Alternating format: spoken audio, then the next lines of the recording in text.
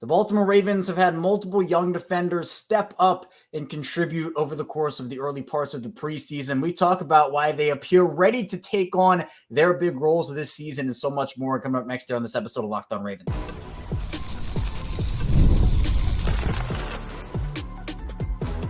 You are Locked On Ravens, your daily Baltimore Ravens podcast. Part of the Locked On Podcast Network, your team every day.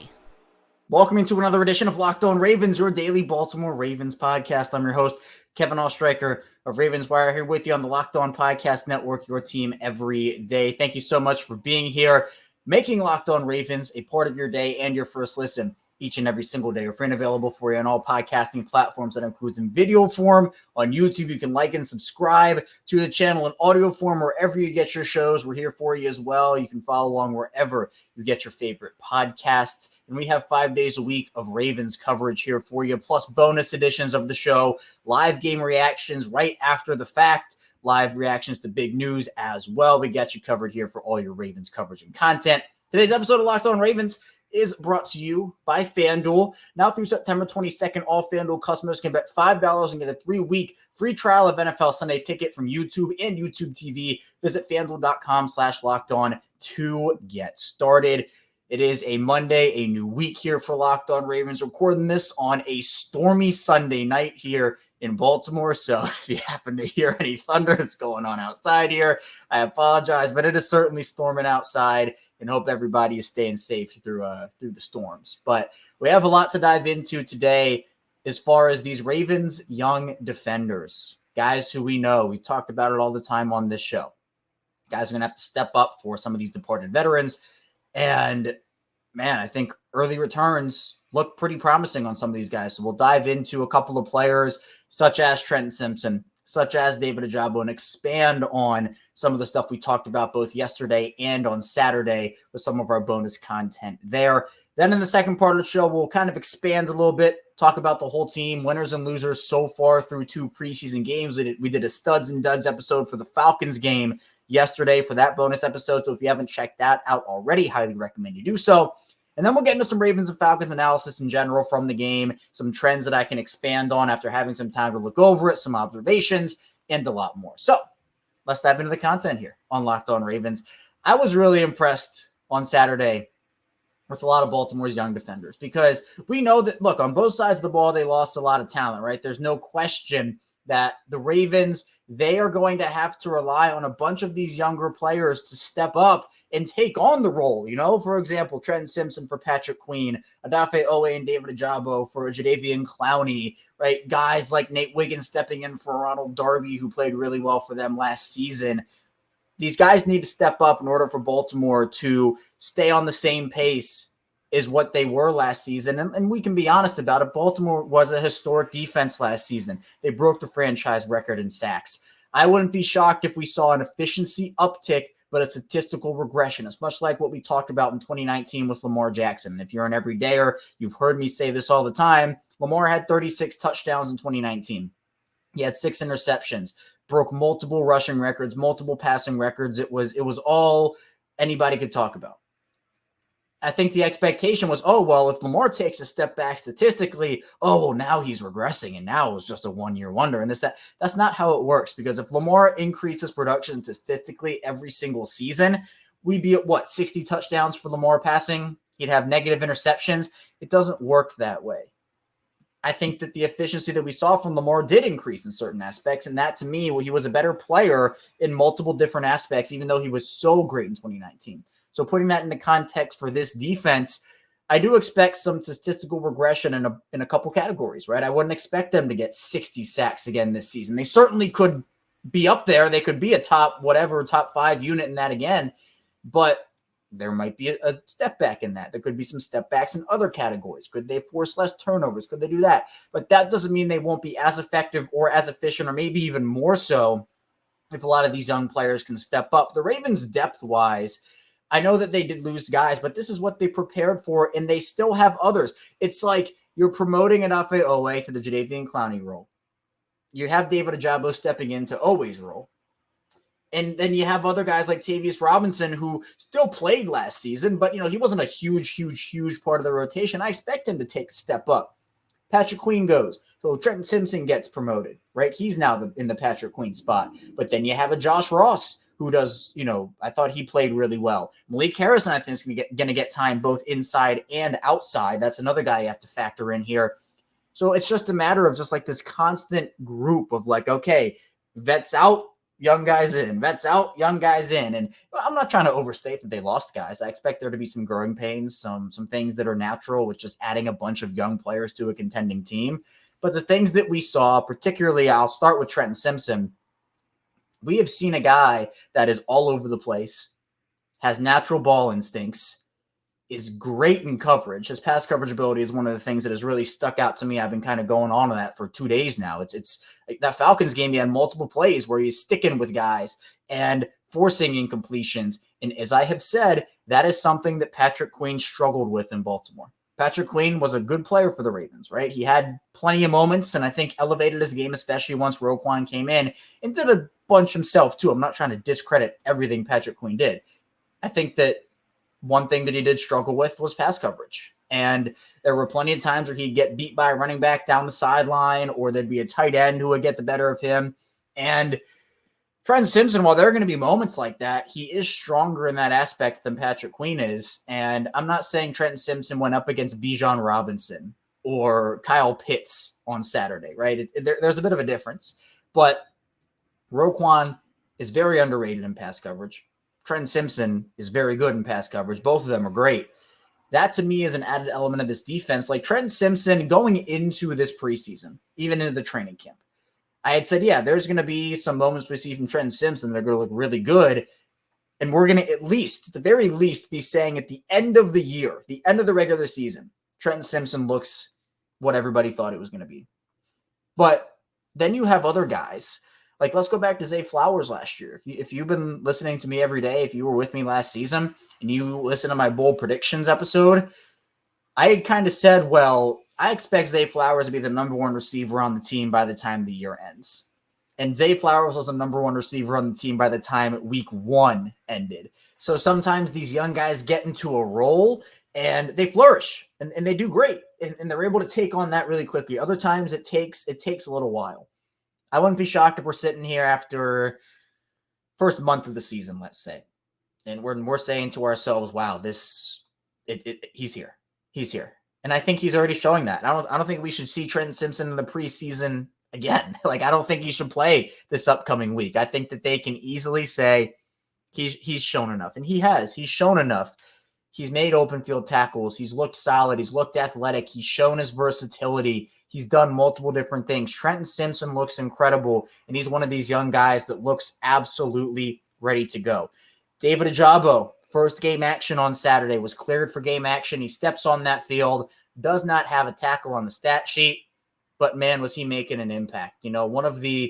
One of the bigger impact preseason performances I've seen with a guy not recording a tackle on defense, where he was getting constant QB pressure, putting his arsenal of pass rushing moves on display, had a nasty spin move and got a quarterback hit out of it. But the other impressive parts of this is David Ojabo was setting the edge and doing it well early on. He was setting a hard edge. That's part of the job description here. That's part of what you have to do. One of the biggest things that I think the Ravens are going to miss this season is Jadeveon Clowney and his ability as an edge setter, as a run defender, not to mention the pass rushing juice that he showed last season. But if Odafe Owe can take, doesn't even have to be the full Justin Madubuike leap. If he can take some level, just some level of a Justin Madubuike leap, if Ojabo can slot in and be anywhere from a 6 to 9 sack guy, not even asking for double digits here, just 6 to 9 sack guy is a third rotational pass rusher. Tavius Robinson looks every part of what he was last year, just a lot better, right? He was a menace out on that field. He's been a menace out on that field. These early preseason returns look very good for a lot of these young defenders that everybody's kind of wondering, or at least were wondering, how is this going to go, especially early on in the season. I know Travis Jones, he hasn't necessarily made flashy plays, but he's a player that you watch him for a couple of reps and he is just bullying offensive linemen. He's pushing them straight back. And while he's not, making a tackle or getting uber involved on a lot of these plays. He has, I think, had a decently solid preseason, even though he hasn't necessarily had like 8 sacks or anything like that, right? And again, in preseason, who's getting 8 sacks? But this just seems like at all 3 levels, we knew the Ravens lost some guys, and we knew that they had to figure things out. Pass rush, middle linebacker, secondary, even with some of these young secondary players. Nate Wiggins doing his thing and showing his thing in that first preseason game. These Ravens young defenders, to me, I mean, this is what the season hinges on, at least part of it. Like, obviously, your season is tied to Lamar Jackson in a lot of ways, but the other part of this is Baltimore is trusting so many of these young players, and part of your season does hinge on how many of these guys can be hits and how many misses you can avoid.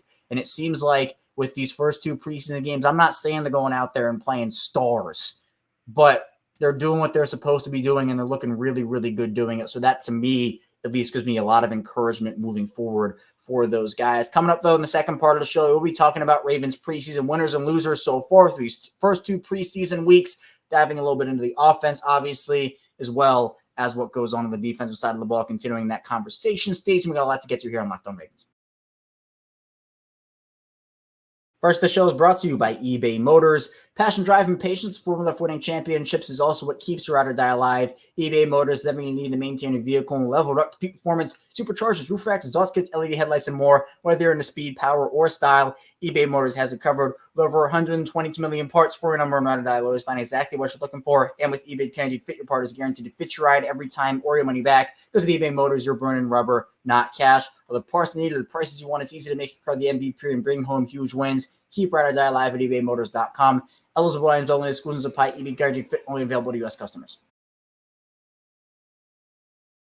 We return our second segment. Locked On Ravens. Kevin Oestreicher still here with you on this Monday, continuing our Monday edition episode, first of the week. Really appreciate everybody for being here today, making Locked On Ravens a part of your day.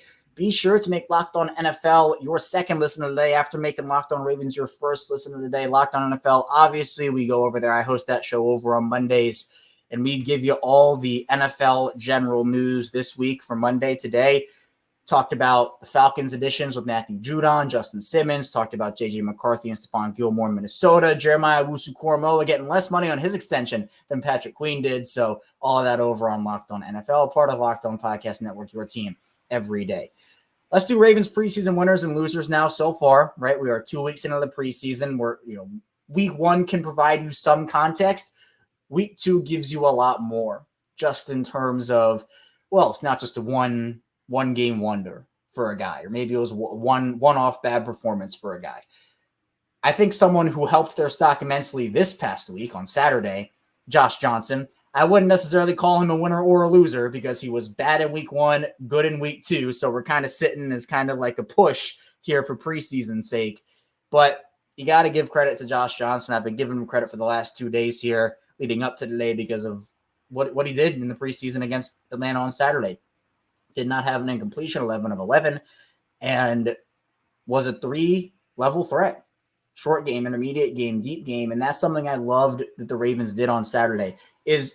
Against Philadelphia in week 1, they weren't pushing the ball down the field at all. I mean, the yards per attempt were bad, the yards per catch were bad. It was just they didn't open up that part of the game. Here we saw multiple, 18-plus yard receptions, the 56-yard touchdown to Dayton Wade, obviously, that Emory Jones had. You got a couple of, Tyler Moss had a 31-yard catch. They pushed the ball down the field. I think both Josh Johnson and Emory Jones certainly raised their stock. Again, wouldn't call them preseason winners at this point, but I think they helped themselves immensely during the second preseason game here against Atlanta. A guy I will call the preseason winner despite not having a great game outside of his touchdown against Atlanta's own right.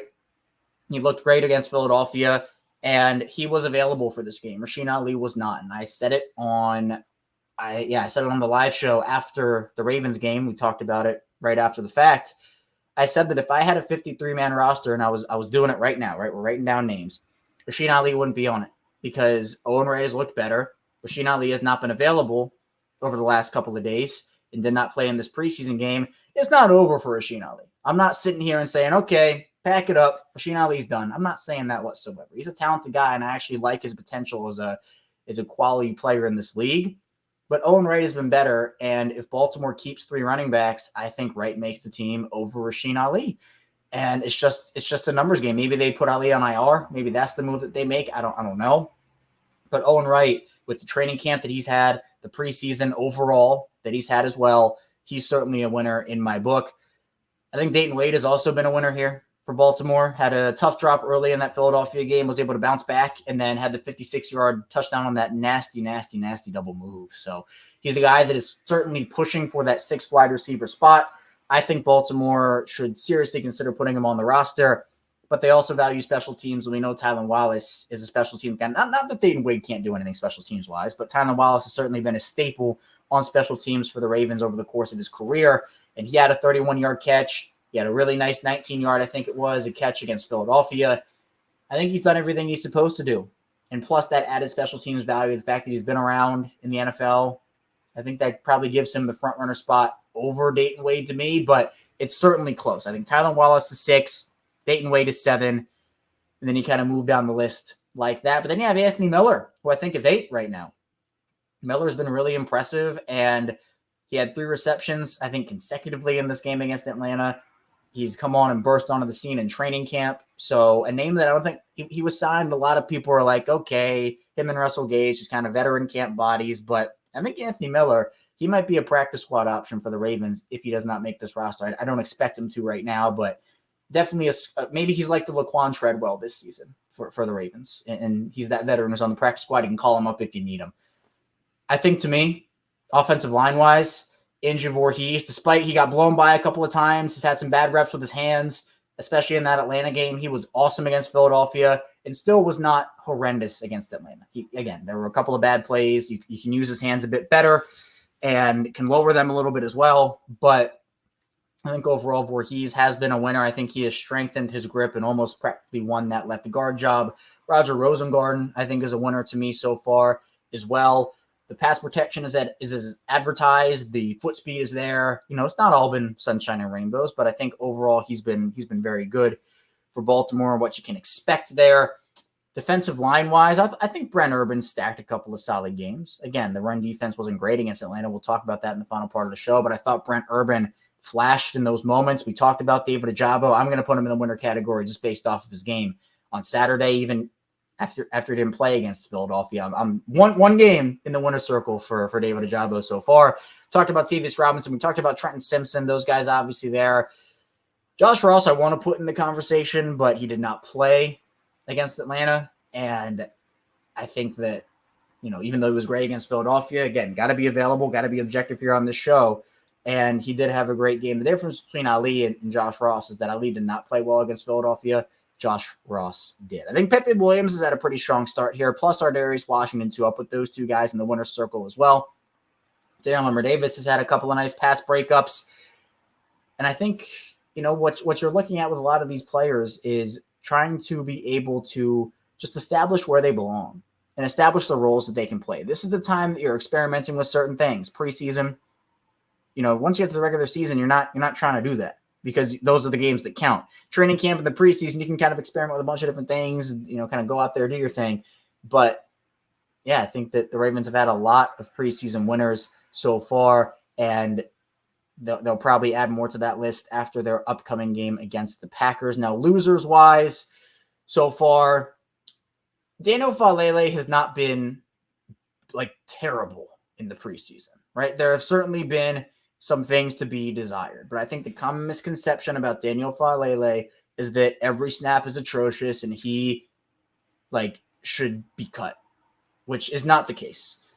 Falele is a guy that, sometimes can't get out into space. He certainly had some of those moments against the Falcons, couldn't pull fast enough. You need to be able to pull in this offense. I think he's talented, but out of the offensive linemen, I think he has had the worst preseason based off of Voorhees, Rosengarten, et cetera, guys who are with the ones right now. He has had the worst preseason out of those guys. Ben Cleveland, I thought, has looked solid, but the snap, again, John Harbaugh was mad about that for the entire rest of the game. On Saturday, he was mad about it at media availability. He didn't even have to be asked about it. He brought it up himself, and he was still really mad about it. So I think that Cleveland looks good at the very minimum as the backup center.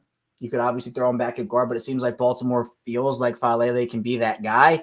With each passing day, that conversation, I mean, as long as they're not moving anybody else there, I mean, it'd be pretty crazy to have Falele play all these reps and all these snaps, and then all of a sudden just go with somebody completely different after not really giving them guard reps. So it's looking more and more like it's going to be Falele, but we're going to see how that works out. Again, I mentioned Rasheen Ali. I think he is certainly a loser in this conversation, unfortunately for him.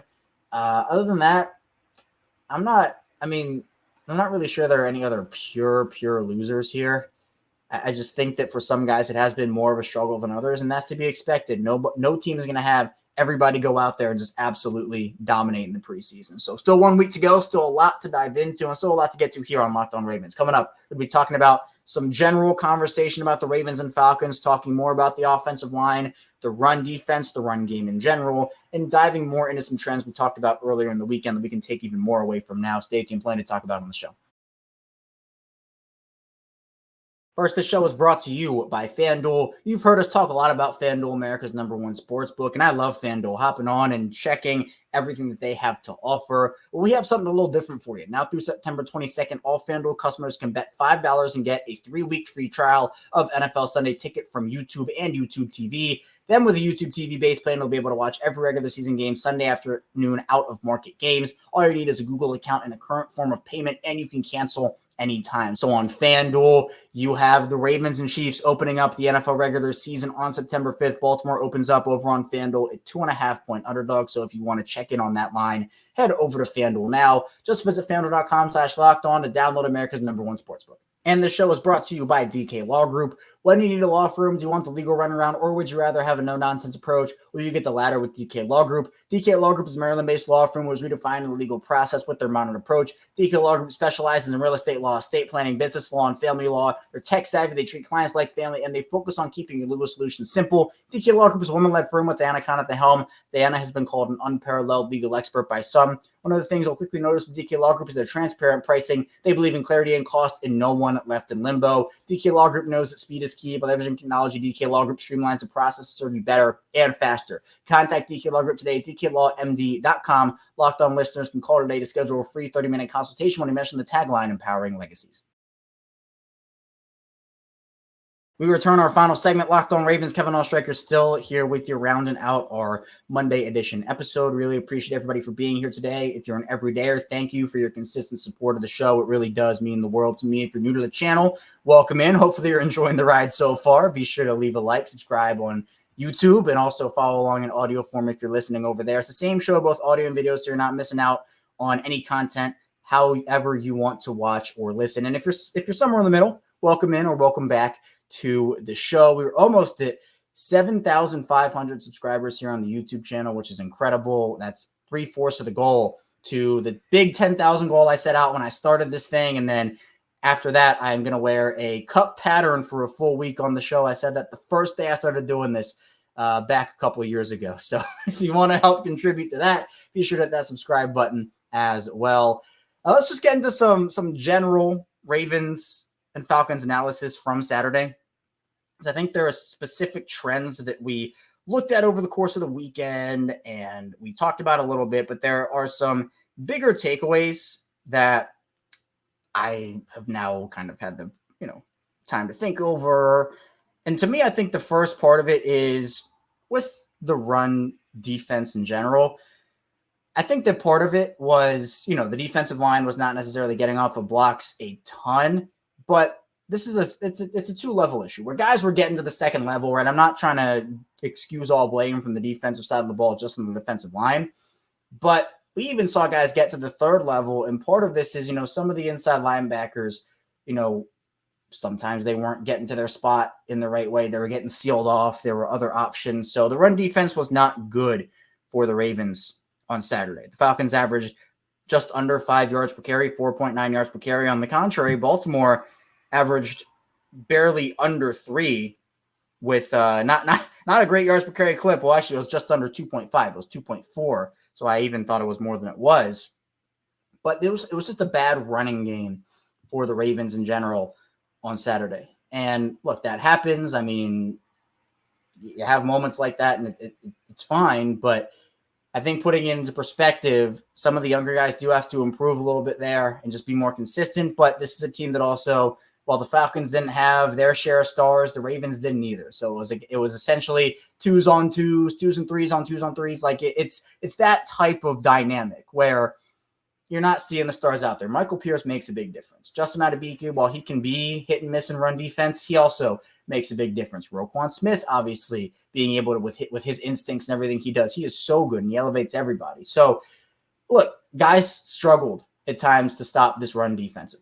This run offense, excuse me. Baltimore's run defense struggled to stop Atlanta's run offense, where it just felt like every time it was a 9-yard run, then it was a 7-yard run, then it was a 13-yard run, and that cannot happen. I am hopeful that the Ravens will be able to stop the Packers more in that regard, but at the end of the day, I don't expect to see a bunch of players that are going to have roles this season play in this game. So I wouldn't expect to see Trenton Simpson. I wouldn't expect, maybe we would see Travis Jones potentially for a series, Davis Robinson. I think David Ojabo will get some more run to be able to just get back up to speed. Again, it was his preseason debut on Saturday. But I'm hoping that's the biggest thing I'm hoping to see is the uptick in that. But I think the 3 positions that I was looking at, and I said this both, I think, yesterday and on Saturday, 3 positions I was looking at heading into this game for the Ravens: backup quarterback, edge, and obviously the biggest one was probably offensive line, the right guard position. If you're talking about the panic button situation, which we did talk about for those shows, Josh Johnson and Emory Jones, I thought played really well. My hand is not completely away from the panic button on that. It's not on it, though, either. I think that one more solid week from Josh Johnson, I would be okay saying, all right, the Ravens are fine moving forward with him. If we were talking about another bad performance from Josh Johnson, I'd be hitting, I'd be going and slamming on that panic button. Because, again, the analogy, well, I guess it's not an analogy, but the situation I use with the backup quarterback position is if Lamar Jackson goes down, your season is, it's not doing well. But if he's only out for a month or a month and a half, and he can come back in December, like beginning in December, let's say, if your backup quarterback goes 1-5, that's a huge hit to your playoff chances. And Lamar comes back and is like, okay, well, are they even contending anymore, even if they win off all the rest of these games? Your backup quarterback has to be able to lead you through some of that. Tyler Huntley, despite, him not being the best backup quarterback I've ever seen, with that defense and him paired together, they were still able to pull off some wins even when Lamar went down.